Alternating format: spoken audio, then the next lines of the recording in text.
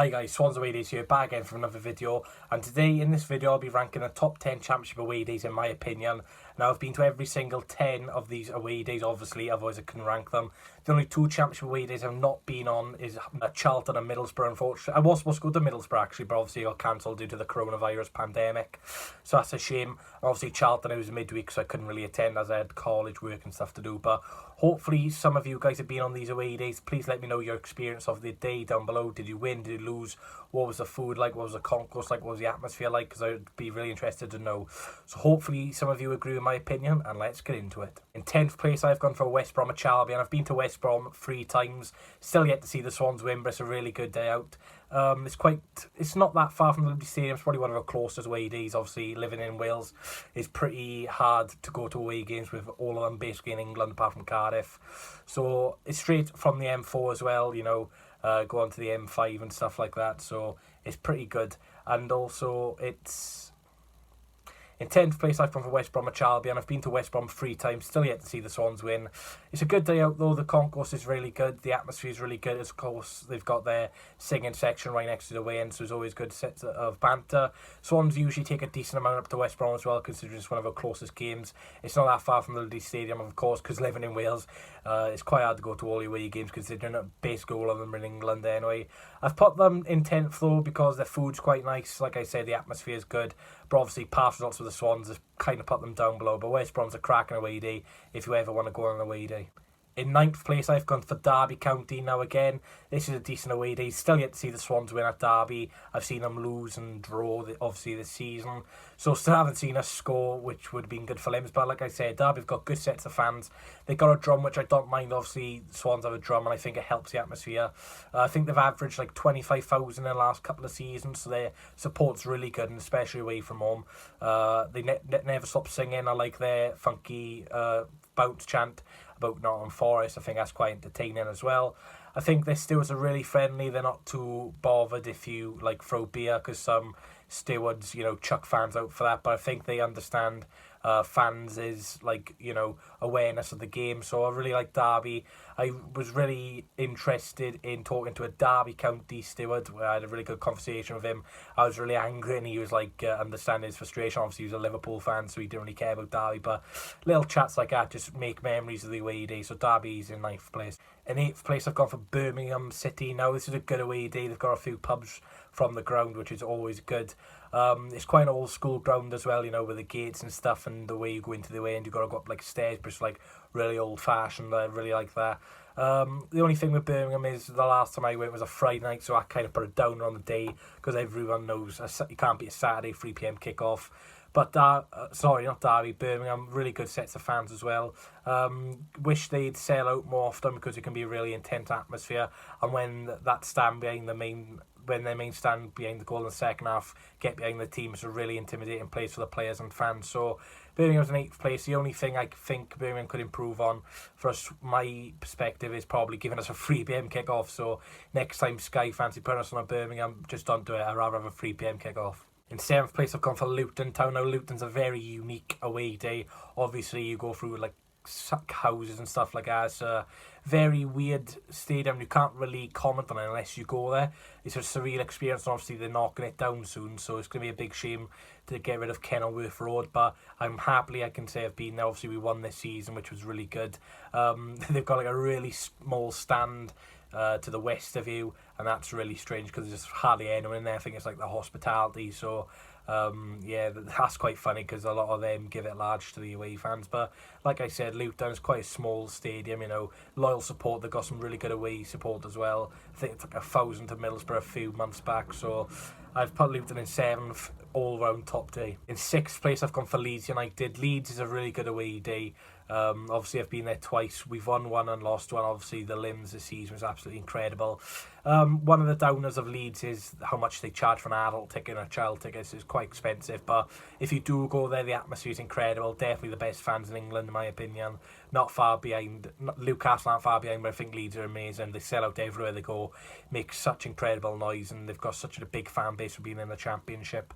Obviously used to be a huge club back in the day. They are still a big club, but I think they'll go back to the heights of the days where they were in the Champions League and cruising and stuff like that. So Leeds top day would have been higher on my list, but the prices are a bit of a joke, to be honest. In 5th place, I've gone for Millwall. I love a London away day. You know, you're in the capital. There's so many different mentalities, different personalities. It's brilliant. So you go there as a group of fans and you just make the day of it. Pints are very expensive, because I know when I went to Millwall, I think a pint was in the pub like £5.50, so I was crazy. And also, if you go by coach, then you just go straight into the away end and they'll lock you in. So that's a shame, but you know, especially with the history of Millwall, when you go there, you can see why it's got the reputation it has. It's a very intense atmosphere, especially with Millwall fans singing their famous Mill chant. I think that's pretty impressive. I know a lot of people don't like it, but I personally do it. And a lot of players, former players, have said in the past, it's a very intimidating place to go to. So the only experience I can say when I went there is when we won 2-1. That was a really surreal experience with me. 10 men, after the game, Millwall fans were trying to throw stones and stuff for the bus. So it was a very intense atmosphere. So that's why I've put Millwall in 5th place. It's a top day out, and I'd recommend it highly. In 4th place, I've gone for Nottingham Forest. Nottingham Forest is a very good away day. You know, the concourse is really pretty good, to be honest with you. All the fans like in one. Sometimes the away end's like really open, like Cardiff. This is why Cardiff's not made my list. It's like so big, the concourse, you can't really create an atmosphere, but Forest is quite tight. Prices are really good, burgers, pies, it's all good like that. They let you out at half time as well to have a fag or whatever you like to do, which I like. I like going outside half time, getting the data, because some of the data in the stadiums are absolutely shocking. But Forest, very good away day. I've got some good Forest pals as well. So I was a bit disappointed now we couldn't go with Forest this year due to the pandemic, but hopefully they don't go up and we can visit them next year. In 3rd place, I've gone for Bristol City. Now, one of the best bits about Bristol City is the free Wi-Fi. If you ever go to Bristol City as an away fan, make sure you connect to the Wi-Fi, because it's absolutely sensational.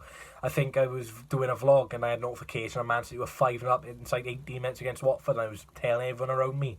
Not many people know about the free Wi-Fi, but I was clever enough to do my research. But top day out, especially for Swans fans, it's only up the road for us. It's our second closest away game. We always sell out. Last season against Bristol City, there was a lot of scraps and fights and stuff like that. So it's not a rivalry, but you can tell there's a bit something there. A tiny bit of hatred, but I think Cardiff and Bristol City hate each other more. But, I don't mind Bristol City. It's quite a nice family club. They've got a lot of activities around the stadium. They've got to keep the children entertained and stuff like that. It's really good.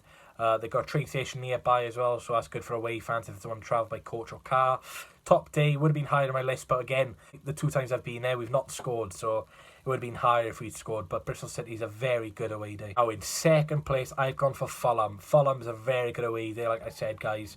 London away days, you cannot beat it. It's right by the Thames.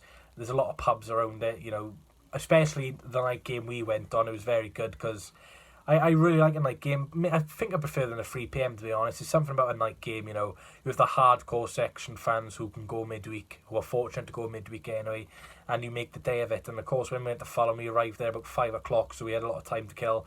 But there's a lot of things to do around the ground, and the only problem with Fulham, though, is it's right in the centre of London, so it's quite hard to get out after the game. It took us quite a while to get out, but it's a very good away day, like I said, guys. I know we conceded 90 off a minute, but I've put it so high on my list. I think you can tell why it's a good away day, but yeah, Fulham, hopefully we'll have happy memories when we go next. Now, in 1st place, guys, I've gone for Griffin Park, the home of Brentford FC. A class away day. What can I say about this? It's got to be one of the best away days in the country, in my opinion. I've been to likes of Arsenal, Man United, Tottenham Hotspur, Newcastle, and Brentford beats this all for me. They've got 4 pubs in every corner. It's a very big, community club. That's what I was trying to say. The stadium's not the biggest. It's about 10,000. The atmosphere's not the best, but I tell you what, when Brentford do score, you do see some good limbs, especially in that terrace behind the goal in the home end. The away fans are brilliant as well. They've got a terrace and a seating section, so wherever you prefer, you can sit where you want. Especially the Swans, usually do well at Griffin Park. I know we beat them 3-2 last season. Obviously, had a disappointing 3-1 defeat this season to Brentford, but again, I really enjoyed the experience. The stewards are really nice. The concourse is, there's no concourse really, you just go straight to the ground. It's brilliant.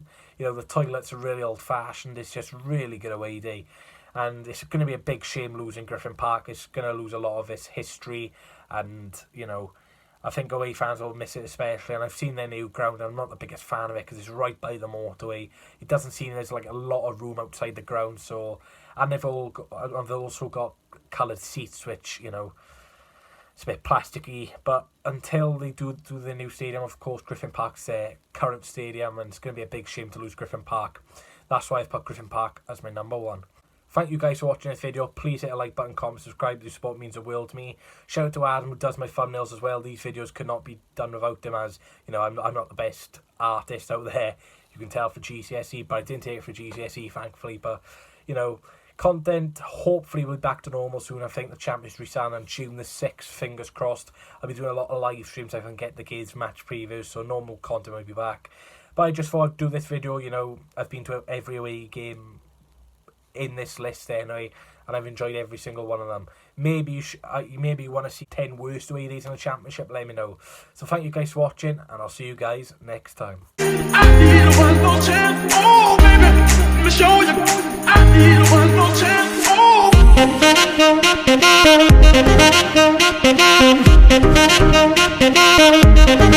oh.